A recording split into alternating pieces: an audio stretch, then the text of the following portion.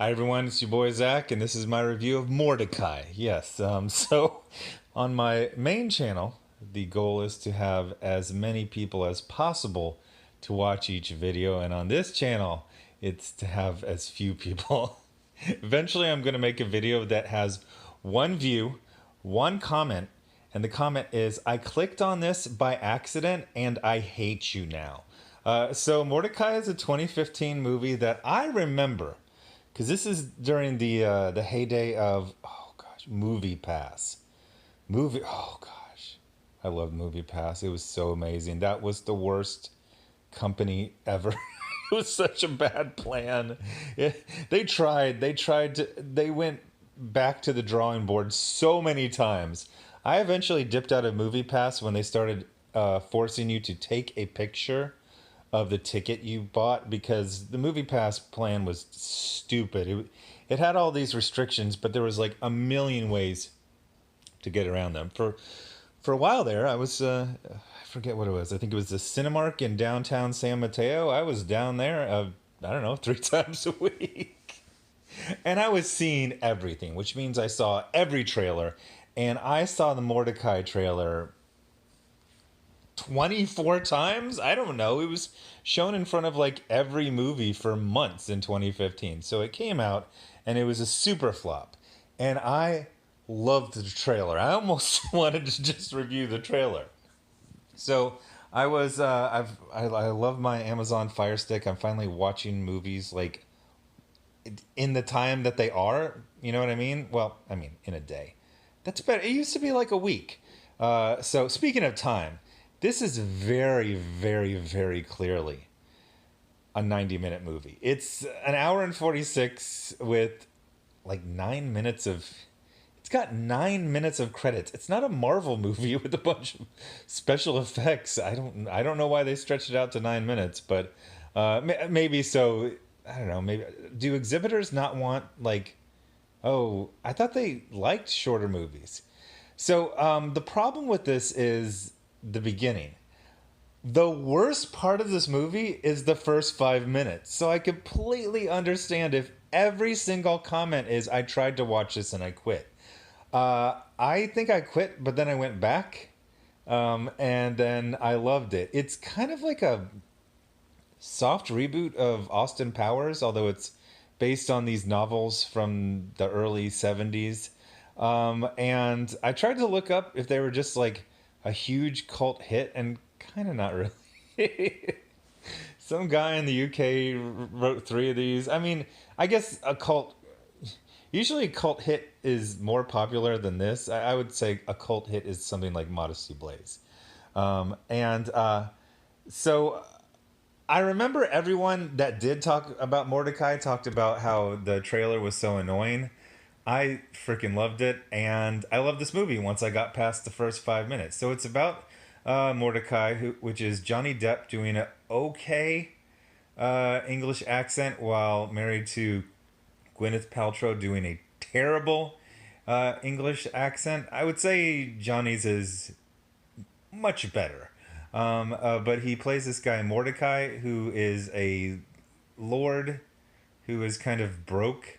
And if you saw the movie The Gentleman by what's his name, Matthew McConaughey, Guy Ritchie, it actually kind of reminded me of that. Like, just because you have a title and some property doesn't mean you have income, or any capital left. So I love the idea of these kind of like Z-list royalty who are broke but don't want to admit it. So he's kind of in the art game. He's not an artist. I don't know what he is. They say he's some kind of big deal, but it seems like he doesn't do much. He just kind of knows about art a little bit. I guess he. Oh no! Wait, no. They explain it in a very awkward fashion at the beginning. He helps out the authorities in exchange for them looking the other way when he pulls some scams and schemes. So he's just about to lose his property and perhaps his wife to Ewan McGregor, who does a very, very, very good English accent. Fantastic, actually. Uh, he's Scottish, right?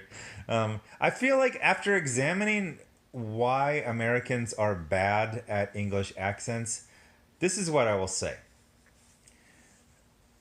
Americans imitate Brits from kind of the vocal cords up, whereas a Brit kind of speaks all the way from their stomach and their diaphragm up. So it ends up being like this very shallow, reedy version of a UK accent. That's the best I can say. And then, of course, Brits and Australians, whenever they do an American accent, if they aren't doing like a Southern accent, which they're usually not that very good at, they do this super generic, like not from any region melange of a American accent. Christian Bale, he does the same American accent for everything, and it's like, where are you from, Christian? Where are you? What part of America are you from? Nowhere, just nowhere, just America. He's from America.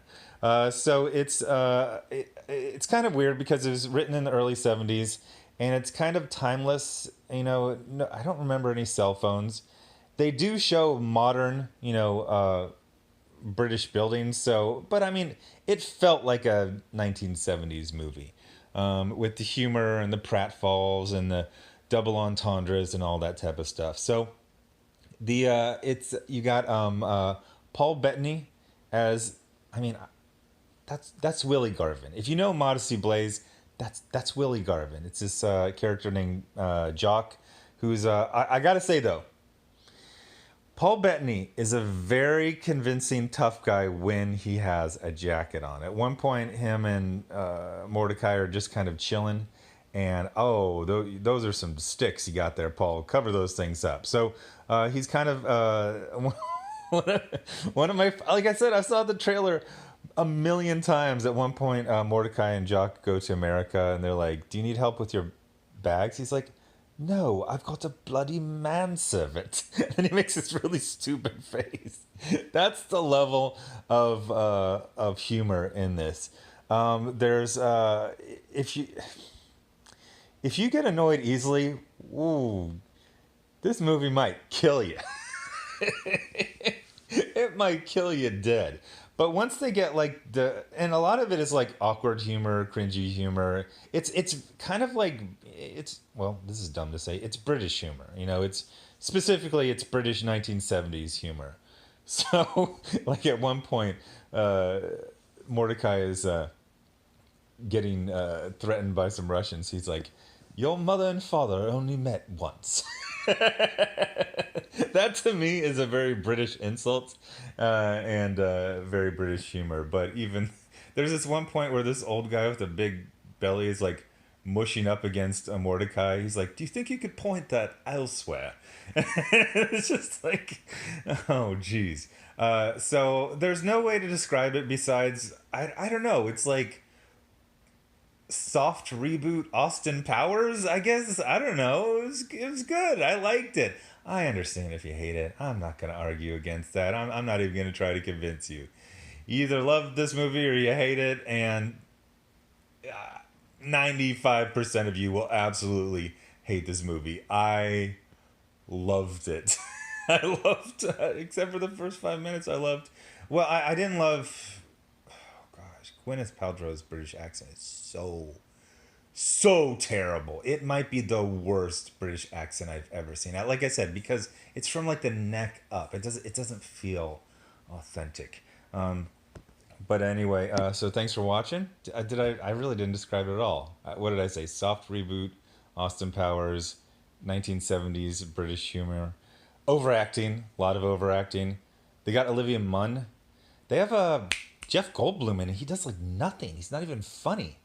Like I kept like editing this movie in my head. It's like, okay, you don't need all the barfing. It's not really funny. It's gross. The whole barfing thing, take that out.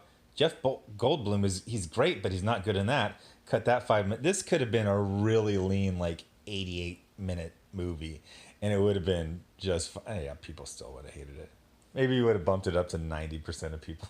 Hate it. I freaking loved it. In fact, I can see this becoming one of my background movies. That's a movie you play in the background as, kind of white noise, and you look over at your favorite parts.